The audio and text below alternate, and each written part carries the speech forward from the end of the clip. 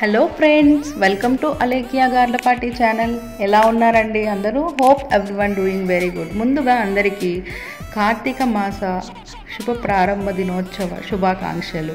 ఈరోజు కార్తీక మాసం starting day కదా, సో నేను ఉదయాన్నే లేచి కార్తీక స్నానం చేసి చక్కగా పూజ చేసుకొని దీపాలు పెట్టుకొని తర్వాత గుడికి వెళ్ళి, మా ఇంటికి దగ్గరలో ఉన్న గుడికి వెళ్ళి 365 ఒత్తుల కట్టను వెలిగించి కార్తీక పూజను బాగా జరుపుకున్నాను. అలానే మంచిగా కార్తీక దీపం కూడా పెట్టుకున్నాను. ఇంట్లో కార్తీక దీపాలు పెట్టాను, గుడిలో కార్తీక దీపాలు పెట్టాను. నా పూజ చాలా బాగా జరిగింది. నన్ను టెంపుల్కి మా డాడీ తీసుకెళ్లారు. I'm so happy and so blessed today because గర్భగుడిలో శివలింగం పువ్వులేవో పెట్టారు.